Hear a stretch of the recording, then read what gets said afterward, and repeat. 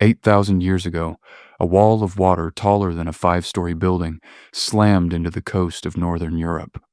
It didn't come from a storm. It didn't come from rain.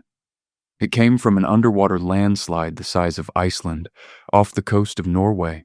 Within hours, an entire inhabited landscape, bigger than modern Britain, started disappearing under the sea. Not gradually, not over centuries, in a single, violent afternoon. The people living there had no warning, no sirens, no high ground far enough away. So what actually happened when ancient humans got hit by floods they never saw coming? This is the story of ancient floods. Not the Bible version, not the Hollywood version, but the version buried in mud, sediment cores, and stories passed down for over 10,000 years. We're going to look at the actual submarine landslide that swallowed a lost world called Doggerland. We're going to look at physical proof, a single tool, hauled up completely by accident, that proves people were living there before it vanished.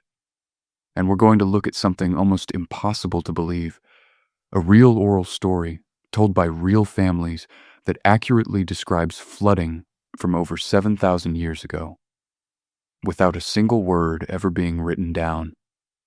By the end of this video, you'll understand why some scientists think a handful of human stories might be the oldest accurate memories our species has ever kept alive.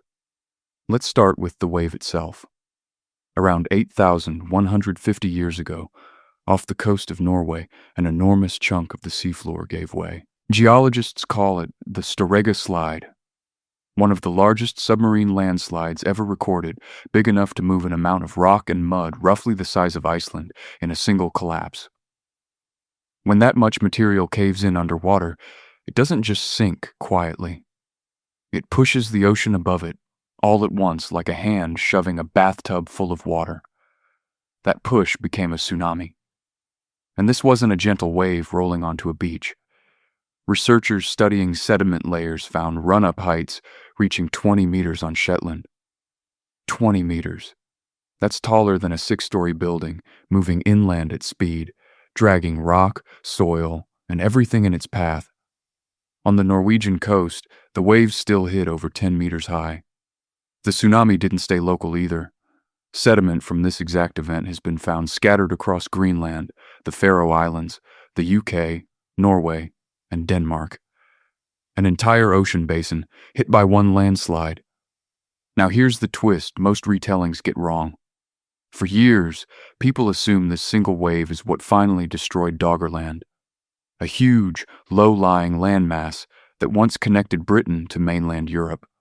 The story sounded clean. One dramatic event, one lost world, gone. But newer evidence tells a messier, more human story. Here's what actually happened to Doggerland. New DNA analysis, taken from ancient seafloor sediment, shows that parts of southern Doggerland stayed above water for another 1,000 years after the tsunami hit. The wave didn't finish it off. Slow, relentless sea level rise did, grinding away at the coastline for centuries after the disaster everyone blames. That means the people living there weren't wiped out in one afternoon. Many of them watched their homes shrink, slowly, generation after generation, losing hunting ground, losing rivers, losing entire valleys until there was nowhere left to stand. And we actually have physical proof people lived there at all.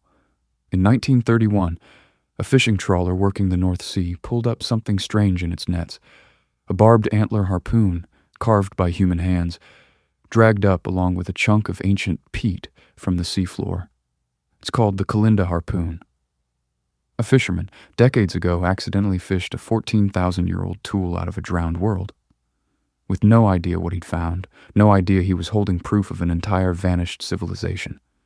That one object is basically a message in a bottle from a world that no longer has a coastline. But if physical evidence is this rare, how do we actually know what it felt like for the people who survived? This is where the story gets almost unbelievable.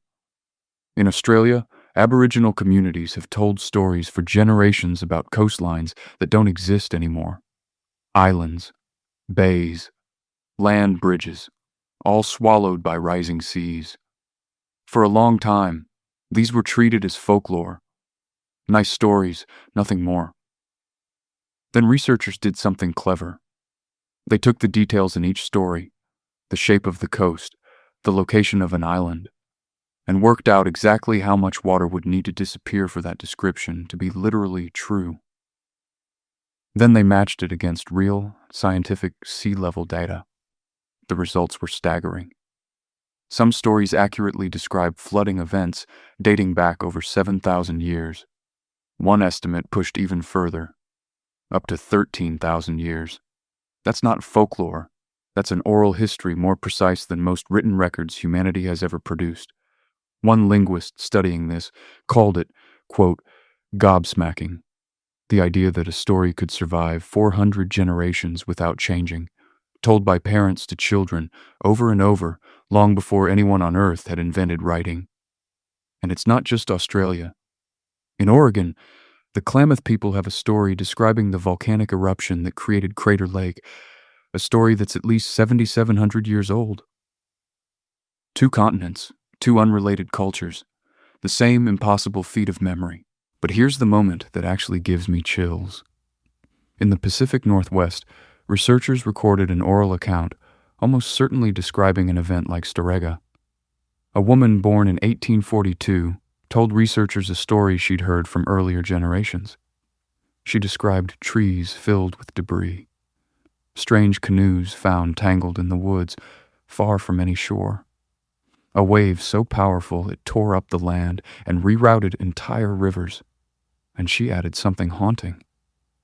Nobody knows how many people died. Think about that for a second. That's not a myth with gods and monsters. That's a family, passing down a plain, factual disaster report, generation after generation for thousands of years, not to entertain, not for religion, just so somebody someday would remember what happened to the people who came before them. That's the real story behind ancient floods. It's not really about water at all. It's about how far people will go to make sure the people after them survive. So when we ask what happened when ancient humans faced floods, the honest answer is messier than any single myth. Some vanished slowly, watching their world shrink year by year. Some left behind nothing but a single harpoon and a fisherman's net. And some survived by doing something remarkable, turning a disaster into a story so precise, so carefully protected that it outlived the written word by thousands of years. Not every flood story is Noah's Ark. Some of them are just true. If you had to protect one memory for 10,000 years, with no writing allowed, what would you choose to remember, and how would you make sure it survived? Let me know in the comments. And if this kind of buried history fascinates you, subscribe. Ancient humans left behind way more secrets than we ever give them credit for.